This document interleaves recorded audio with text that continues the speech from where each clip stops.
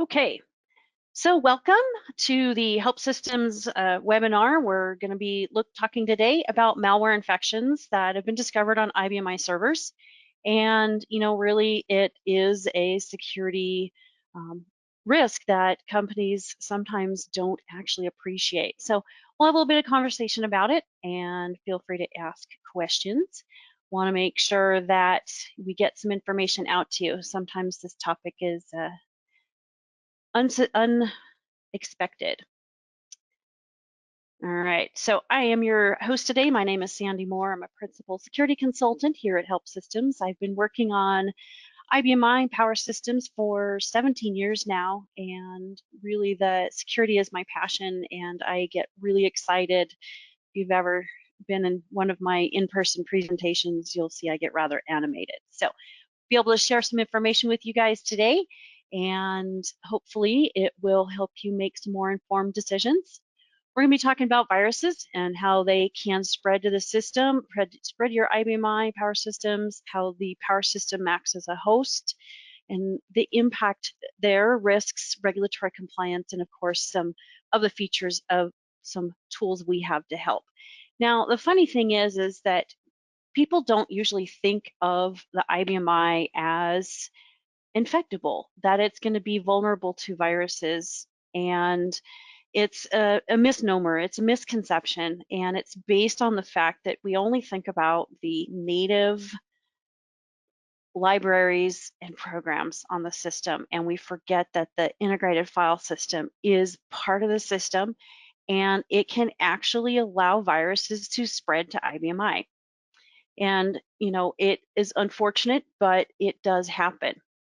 One of the main ways that we do see viruses that spreading to IBM is through map drives. And the ability for a user to create a map drive that connects directly to the system is where this vulnerability comes from. And being able to store files out to the IFS by a user, or the user and being able to share files across your network, it is going to create that vulnerability. We've now created this cross-platform sharing between two systems that really we didn't really think about when they allowed for these map drives to the IBM, the problems that it was going to pose. Or so we thought, and we'll get back to there in a minute. But what happens is that for administrative purposes, some users actually share the entire file system or the root. And when we start seeing the root shared, it exposes more than just a couple of working directories where users may have shared information. It actually shares the entire system, including the operating system. And so with that, we see that these files are going to be potentially copied out to the system, but also pulled down from the system. So you can see here, user has a map drive. It's as easy as doing a save as and selecting from your list of drives available to save that file out to the directories in the IFS. On the right, you can easily copy it with a command prompt. So the fact that you can take a file from your PC, drop it onto a window or onto your IFS makes it extremely vulnerable. And with a script, a command running in a script doesn't need that map drive, doesn't need that interface to do a save as. So where users can actually spread that infection from the PC to the system through the map drive, malware can just as easily. You can see here with just a copy command through a command prompt, and it's copied off to the Y drive. So very easily spreads that information from one system to the other. FTP is another way that files can, and viruses, or files with malware in them, or viruses, are spreading to the IBM. Whether the user has a utility that they've been given with FileZilla, QtFTP, any of those utilities, but also again, back to just a simple command prompt to be able to move files wholesale up to the system with an input command or with a drag and drop in a utility. you can move multiple files all at once, and the system is perfectly happy to accept those files. And sometimes those files are not appropriate. So being able to have those window stream files being moved over to your power system without anybody seeing this information or checking this information allows for that transfer of those infected files to the system. Of course, there's a lot of other ways that these types of malware can populate onto your system. We've talked about the two interactive methods where you've got those map drives, where we've created that cross-platform connectivity, FTP, but you've got install media, NSF mounts, UDFS mounts, business partners. You let anybody remote into your system, connect from a remote place. You've got CDs. So anything that is populating your system, there's a potential for those viruses to come with that. And we often assume that everybody else is doing their due diligence and scanning these files before they provide them to us. But the days long past where we can assume that everybody else is taking care of that part. And this is where we as power systems users need to start taking responsibility for it. So another way viruses are going to be able to spread to those systems is through high availability. And unfortunately, HA systems do a really good job of replicating, right? They replicate everything, whether it's a good file change or a bad file change. So if you are replicating your IFS and you have one of those files in the IFS is compromised by a virus, the HA system is going to go, hey, this file changed. I'm going to replicate it. And so now you have a backup system, an HA system that has an infected file that equals your production system. And of course, if you're doing tape backups, those, so you're going to be saving an infected file to tape. So when you discover that you do have a problem and you go to restore, guess what? You've got an infected file on that backup media as well. So unfortunately, that can repopulate back to production. So we also talk about if the IBMI can actually spread viruses. So, I mentioned it's long thought to be immune from the virus threat, but it actually acts as unfortunately, a great source of virus problems on a network. And, it comes back down to the fact that we have the integrated file system, the IFS, where we're actually letting people use these files on the system.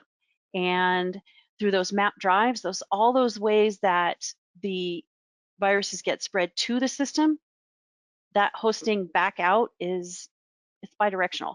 So you're going to be able to, those files are going to be able to come back out through all of the methods we already talked about. And if you happen to have systems and you've not been updating and you're running client access, even client access is vulnerable to viruses. And one of the things with that access is that there is a version check. And what it does is it goes back out to your IFS every time you open up client access, and it checks to see if there's an update. So if there's an update, it updates it. And I have seen on a customer system where that update file got corrupted by malware. And so every time a user opened up their green screen to start to work in the morning, virus launched on their PC. The IT people would come back down to that person's desk, do all the cleanup, and she'd be good to go. Then the next day, she'd start up her computer and she'd get back to work, and the virus hit again. It took them a couple of weeks to figure out what was she doing that was actually triggering the virus. And because they never thought that the green screen was going to actually be the source of the problem, it was overlooked for quite a while. And it wasn't spreading to other PCs at that point, but it was certainly wreaking some havoc on their time. So the help desk was spending a lot of time chasing their tails on finding this, and it was hiding right there in front of them the whole time. So it can spread it in some unexpected ways. So we want to make sure that we are actually checking the system to make sure that we're not actually allowing the system to host out these infected files back out to our PCs. Web servers as well. If you are running a web server, whether it's something on the internet or an intranet, it is entirely possible that those files, which are all stored in the IFS, could be infected and have vulnerabilities as well. So depending on how the users are interacting with it and how you are actually managing those files, it is possible that a web page you have out there served on your IBMI is infected. And so now you've gone from sharing potentially just internally with your own users, but with customers as well. And of course, those, spreading map drives, FTP, image catalogs, high availability system, backup media, web servers, and there's other ways as well. So, we really have to think about how are we connecting to the system? How are we sharing the system? And who are we going to impact? And keeping that in mind as you move forward with this. So the other question, of course, is can viruses actually affect IBMI? Traditionally we think about our IBMI programs, native programs that have to be recompiled. So difficult, but not impossible for native programs to be modified to do something malicious. When it comes down to the definition of the viruses or malware, it's malicious software. Malicious would be it's a program that's doing something that's not intended. So with that malware, we tend to think, well, IBMI is okay. Are these going to actually be able to impact our IBMI? And unfortunately, it can. With that connection through multiple methods that we've already looked at, the ability for a malicious program to run from a PC and impact the IBMI is real. There's a little example here in the middle of the screen, and that's a command through a command prompt, DOS command window, and it's a delete /*star. So that's essentially saying it's a command to delete everything on the E drive. So now if you have a map drive and you've mapped to the root directory of your IBMI, and you have malware that has decided to do a delete for a directory, whatever you have authority to on the IBMI through that root directory can be impacted. So it can impact the system and cause some massive problems. Malicious programs can also send commands off to the system. So maybe it's not doing a delete. Maybe it's running a command like here we've just got a send message to QSysOper, which is it's benign, but it could just as easily be an NTCP server or HTTP server and bring down a web service. This could be done through the database server from merely a Microsoft Excel spreadsheet. So you get a Microsoft Excel file that has malware in it and a macro that's running and running commands. It could easily push out to your IBMI system, and that could also be an impact.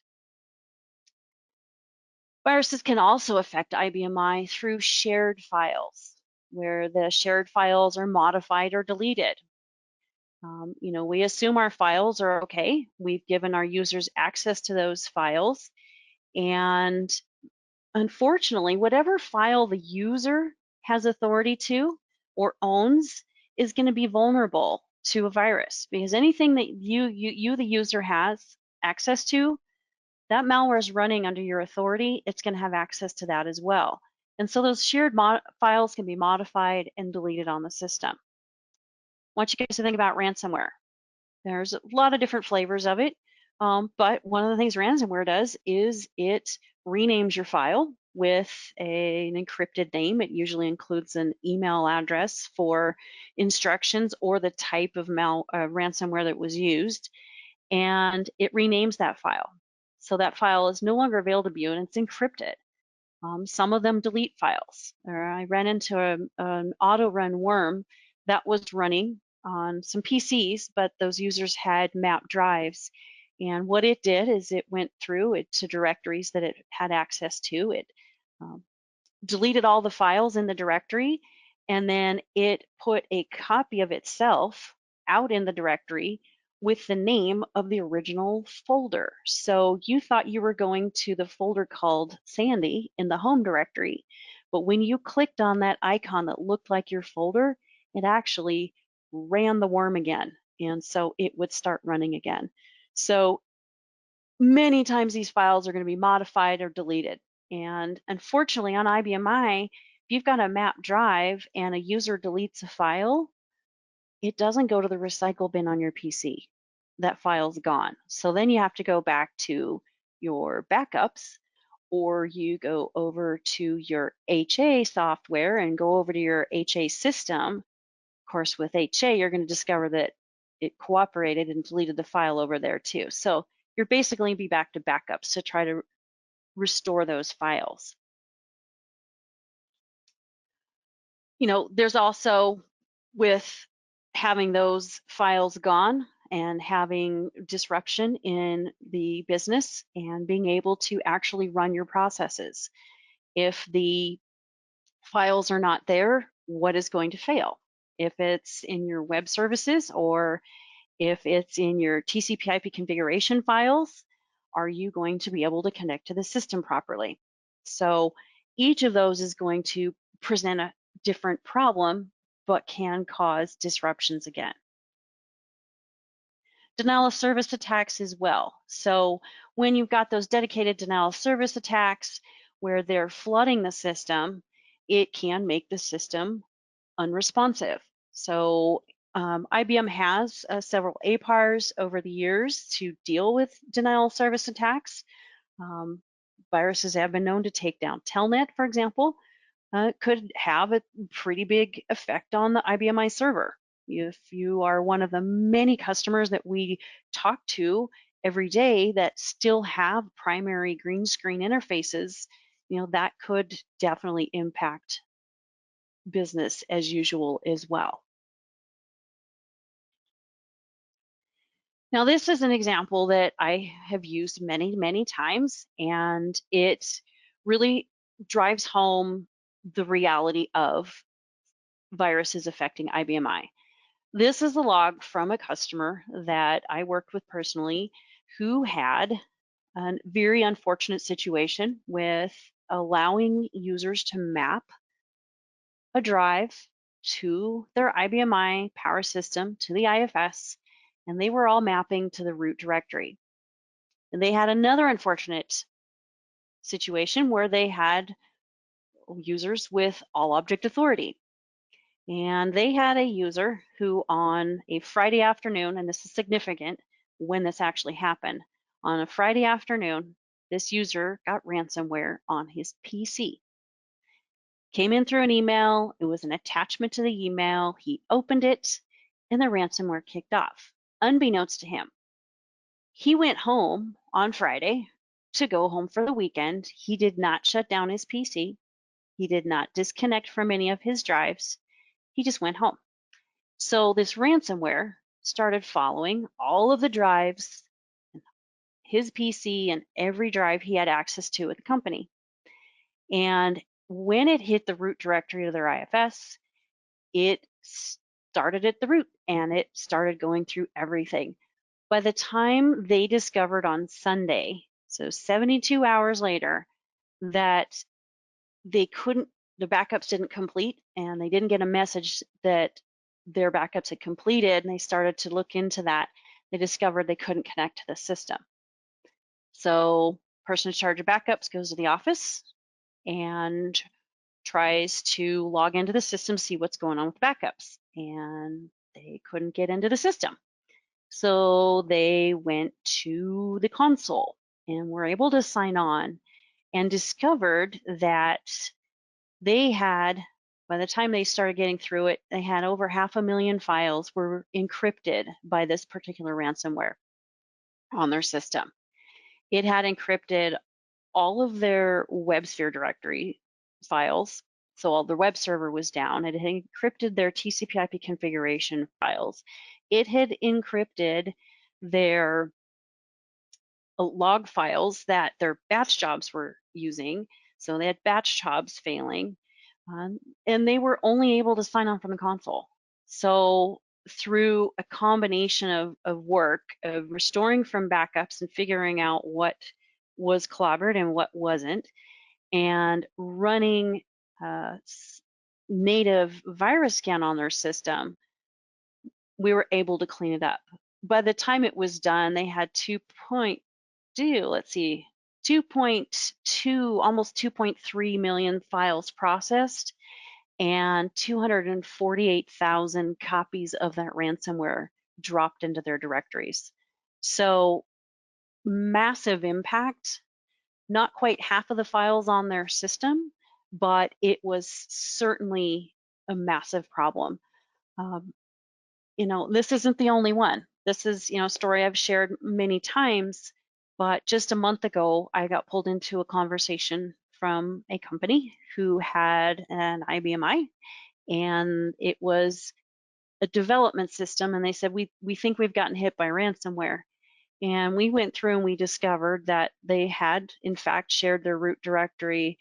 And when we did a search of their system, there were over 110,000 copies, 110,000 files on their IFS that were encrypted. So their development system was dead in the water. They got lucky, it was only a development system. This customer with the screenshot here, it was a production system. So impact is real, and we've actually seen now more recently in December, actually I think they got hit in October, but the Heritage Company, which their core server was an IBMI, they got hit by ransomware and they actually went out of business. So it can be catastrophic, extremely expensive at a minimum, the time and the effort to recover from an attack like this. So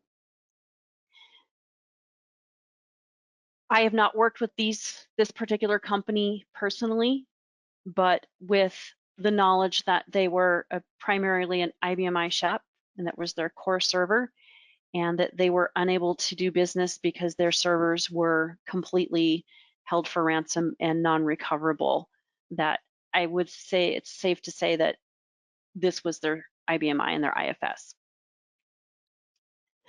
All right, so obviously some dramatic stories there, all true stories, people I've talked to myself, as well as shared from colleagues as well. So we have to talk about really what the risks are to the system. Obviously the business itself, that would be a big risk, but at a more elementary level, the operating system itself is at risk. If you open up IBM Navigator for I and you look at your integrated file system, in the center of the screen here, you'll see root, QOpenSys, QDLS, and qsys.lib. Well, guess what, folks? That's your operating system. That is where your system exists. The IFS is not a bolt-on or an add-on to the system. It's a PC-like directory system that encompasses your entire system, including that qsys library system. So all of the objects on the system can be accessed using standard path names, qsys.lib/quser.lib/userprofile.file, okay? So using an industry standard path names, all of those objects on your system, the entire system, is in fact part of the IFS. So you can't uninstall the IFS. I have people tell me still, after 17 years of this conversation, I still have people tell me, we don't care about our IFS or we don't use the IFS. You can't not use it. This is the system, okay? If you do a work link on the command line and look at the root directory, you'll see that it has the same files. You've got QDLS, QFileServe 400, QIBM, QNetware. Down at the bottom, qsys.lib. So no matter how you look at it, it's still there. Okay. If we do a DOS command window and we've allowed somebody to map to the root directory, they can do a directory q star or list directory, so the dir command there with a q, and list what's out in that root directory, again, through a PC with that connection to the system. That entire operating system is available through that command prompt. So it puts the operating system at risk. Client access, TCP/IP configuration files. Mentioned that with my customer who ended up with that massive ransomware attack. These are your TCP/IP configuration files, and they are available through map drives. You got it, back to that, through the qsys.lib, quusersyslib, and there's the files. So connectivity to the system is at risk if the files are available to a PC and it's not protected. Talked about client access, of course, being able to use that QIBM prod data directory. If the virus alters that setup.exe program stored there, then any PC that uses it is going to become infected when they run that client access automatic update feature. So making it really hard for people to get their jobs done if they can't sign into the system. A lot of other things are at risk as well. We've got, any HTTP servers, got Domino, MQ series, 5250 applications, host servers, and third-party applications. Third-party applications use the IFS a lot. A lot of our Powertech applications use the IFS. So a lot of things are there that can actually cause some issues and are going to be at risk if if you get an HTML file that's modified for the purposes of replicating a virus, somebody views that infected page, that PC that viewed that web page is going to become infected as well. Domino databases can be impacted by malicious programs as well. Even if you've got antivirus running on Domino, it's not going to prevent the code that's running on the administrator's client PC from damaging those Domino databases. So a lot of things to consider with this and what is going to be at risk.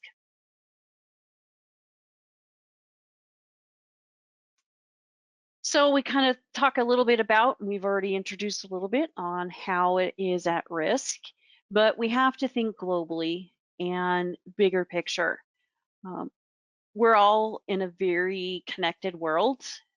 There's inside joke running around here about 6 degrees of separation from the internet. Your IBMI is just a couple of hops away from the outside world. You may not, and I hope you don't have it connecting directly to the outside world. There should be a DMZ there, but we have a lot of people on the inside that are putting the system at risk. We've got laptops that leave the building and you don't have a lot of control once it leaves the building. They come back. You've got web browsing.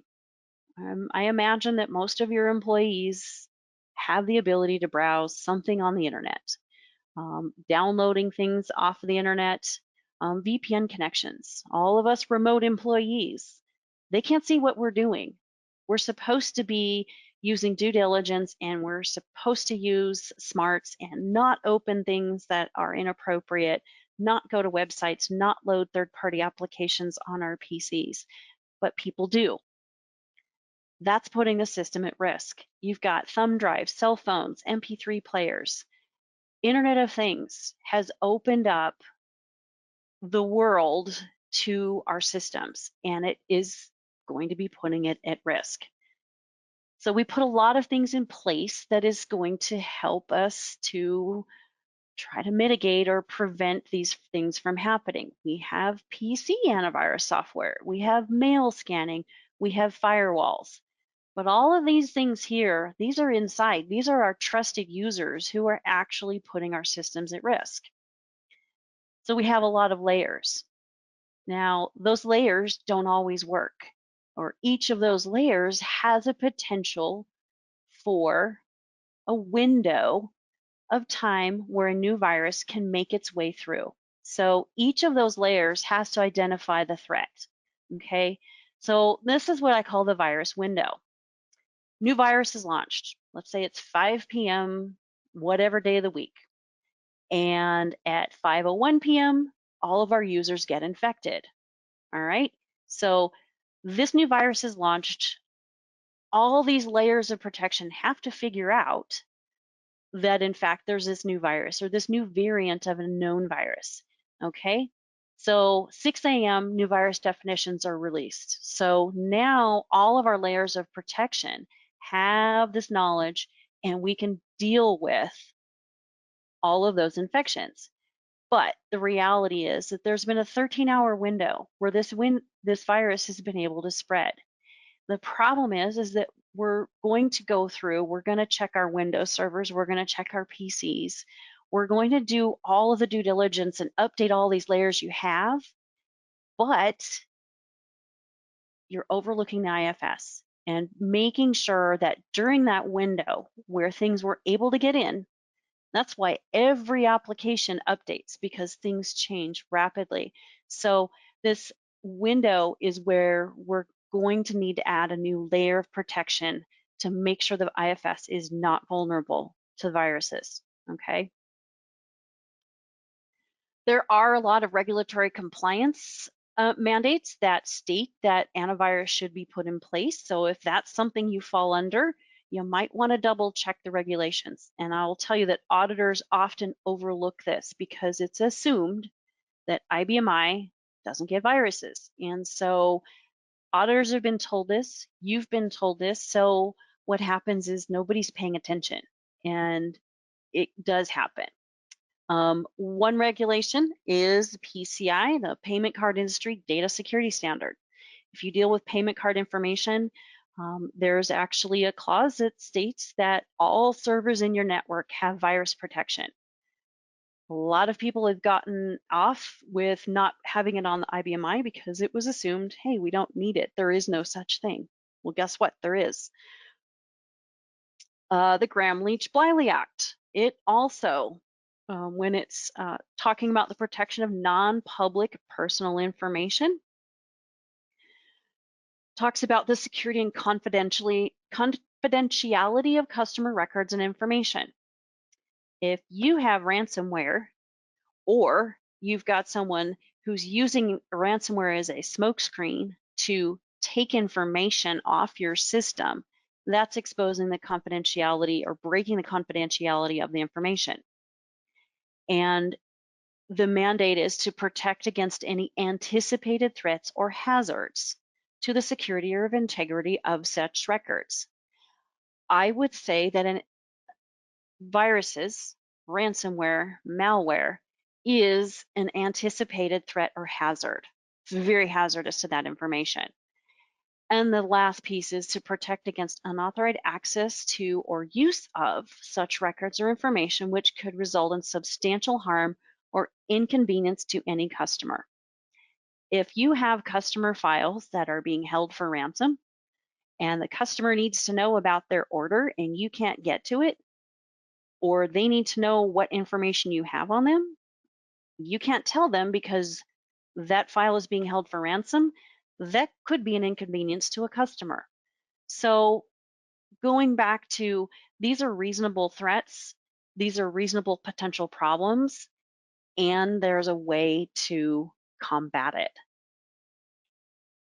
Last one here is the HIPAA, the Health Insurance Portability and Accountability Act. And their security standards general rules, very similar, is that it's looking for ensuring that confidentiality, integrity, and availability of all e-health information. And if it's being held for ransom, it's not available.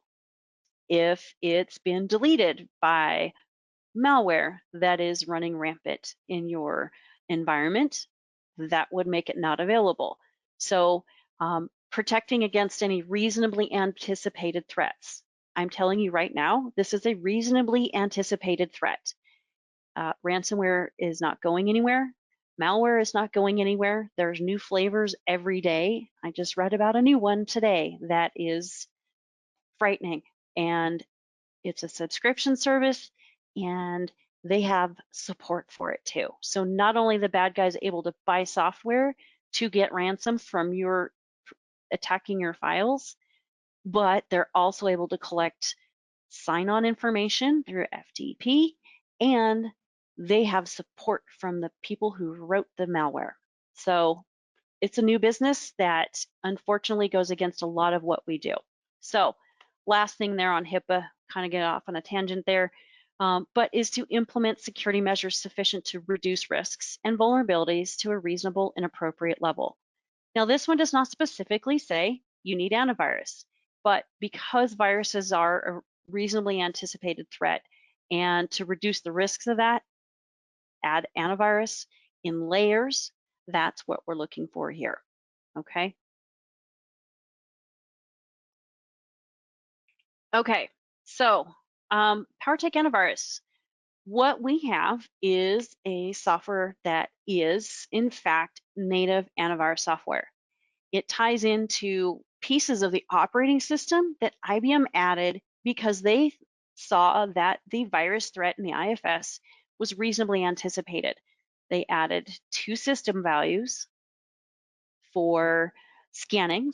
They added 2 exit points to support that scanning, and they added attributes to every stream file in your IFS for the scan status and whether or not that file should be scanned by antivirus software. So IBM saw that this actually was a problem. And so they actually created the ability for you to scan the system, but they did not actually create the scan engine. So they actually left it up to us. So one of our companies was approached by IBM quite a while ago, and we were asked to partner with McAfee to port that scan engine over and build a native antivirus software package. It is the only one that is commercially backed, and it runs natively on the system and scans those files. You can set it up to scan on access. You can set it up to so that when your users open those files to those map drives, you can ensure that it's not spreading viruses to the PCs, but you can also set it up for scanning on close. So if somebody has an infected PC and it's trying to copy that malware out to your IFS, it can prevent it there as well. Batch scanning as well, because we talked about all those other ways that those files can get onto the system outside of those map drives. And so we want to make sure that those files are also covered. So with the Powertech antivirus, you're going to be able to reduce the risk of it spreading to the viruses into your network. And by ensuring that those map drive connections are protected, reducing the risk of the virus spreading to the IBMI, as I said, with the scanning on close. And by that, by being able to prevent that attacking the IBMI, it's going to be able to reduce the risk of a virus causing that unplanned downtime. So recovering, if you get, and I'll tell you, if you have a ransomware attack in your network and you know you have map drives or you've shared any directories, you're going to want to end that server, end that file server job, so that it cannot continue to attack the system. So, that's downtime as well. So multiple ways, adding layers to make sure that you are scanning this file structure so that it's not impacted. Automating is going to make it easier. So automate the scanning, automating the updating.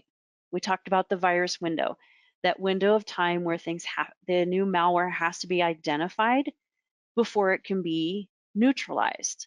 So keeping up to date is essential. Of course, it's going to help with any regulations, audit requirements, government or SOX regulations, and ensuring that you're meeting those requirements as well. It's all about layers, adding layers. You've got the firewall in place, the mail server in place, your PC scanning in place. The last piece of that puzzle there is to complete that, round it out. There's so many companies that IBMI is their core server. This is the backbone of the business. I talk to people every day and I say, how important is this system? They say, oh, if it went down, we'd be out of business. So this is where we take it seriously that we don't want to be out of business. We want to make sure that this system is up and available for people to sell things, buy things, do whatever you're doing for your business so that you make money. And if the system's not available, the business is going to suffer. So making sure that we've got that detection out there so that we don't have some rogue PCs that are going to be able to bring the entire business down. Now, this is a piece of the puzzle. There's other things that you can do. There's no silver bullet.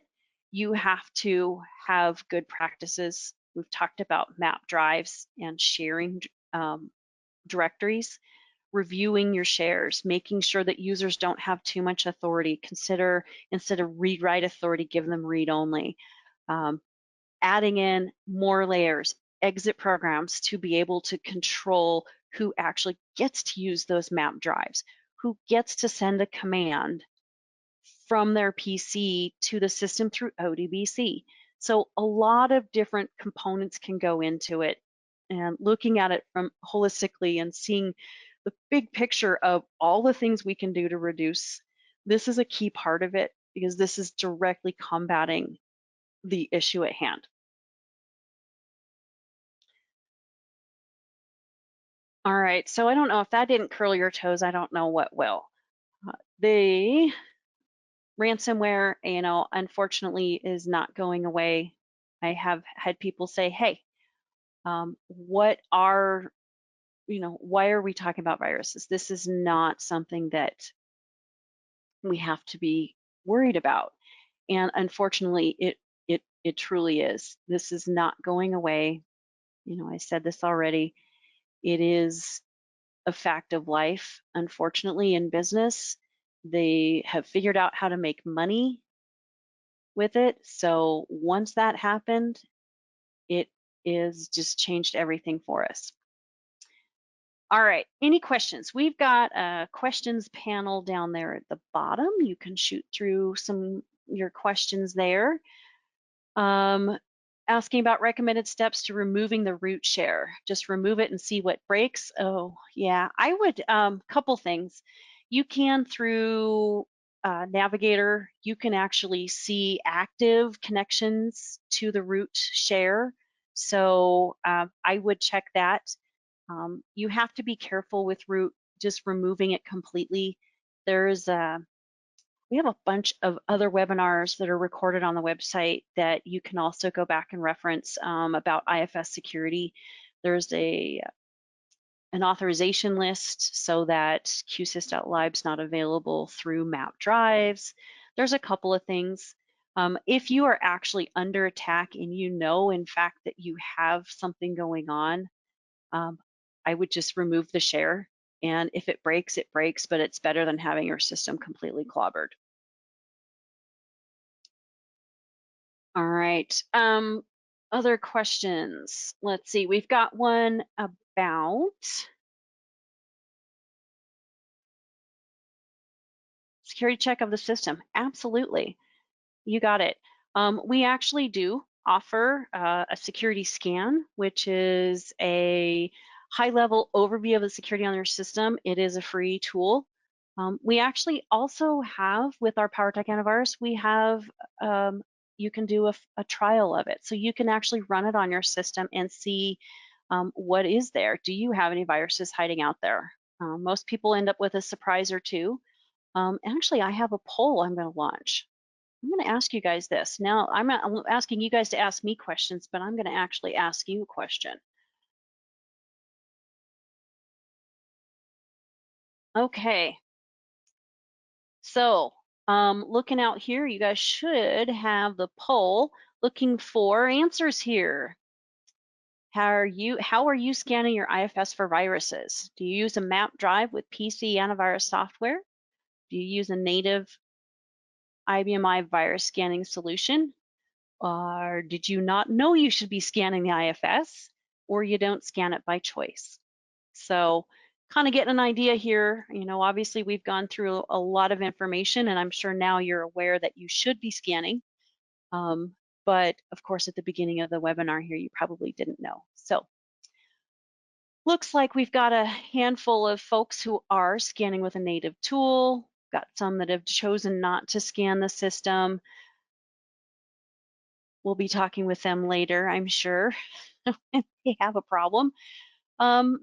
Map drive with PC antivirus software. So that actually does come up quite frequently, and there are some issues with that. This is a really good time to answer that because that does cause some other problems.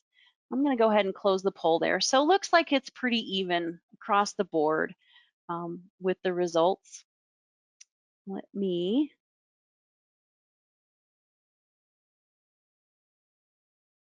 see there. I'll close that poll. Looks like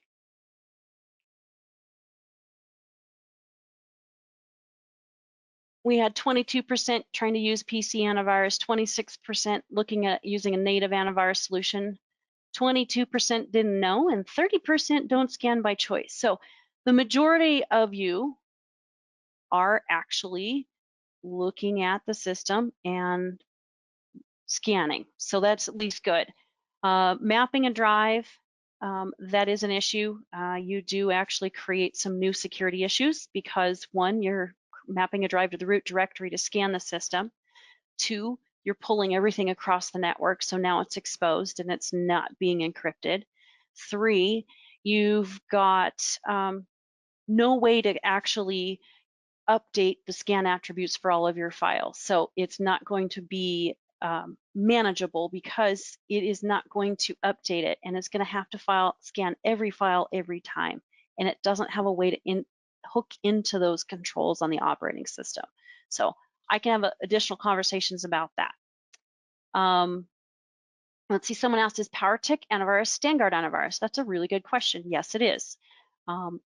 Through Help Systems acquisition, about 11 years ago, purchased Byteware, which is the group that initially developed Standard antivirus, and it is, in fact, one and the same as the Powertech antivirus. Another question on whether you can scan qsys.lib with antivirus or just the IFS.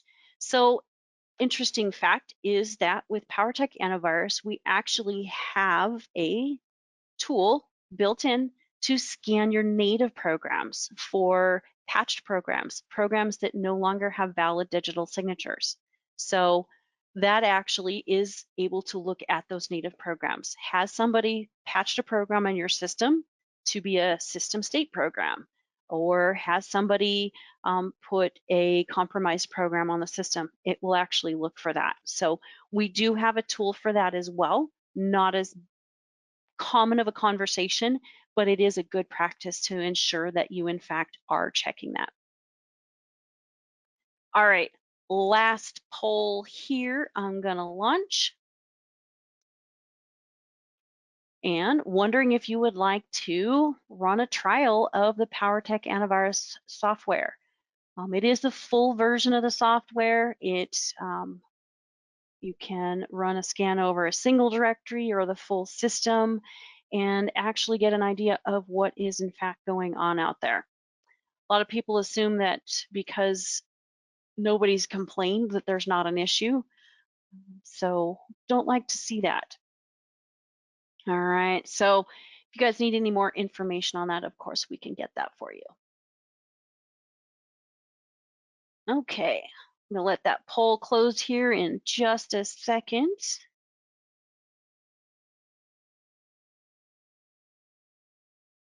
Okay, all right, I'm gonna go ahead and close the poll. Thank you very much for responding. We can certainly have more conversations about it, and we do have a lot of information on the website we can pass along as well. So, yep. All right. Okay, so any last questions? Otherwise, I'm going to cut you guys loose. You got a couple extra minutes left of your day. Really appreciate you sticking by and sitting through the presentation today. I hope it was informational, gives you guys some ideas. Looking for making sure that you're all adding those layers of protection and not overlooking some of those common areas of risk. So really appreciate it. Hope to talk to you again soon. Otherwise, have a fabulous day.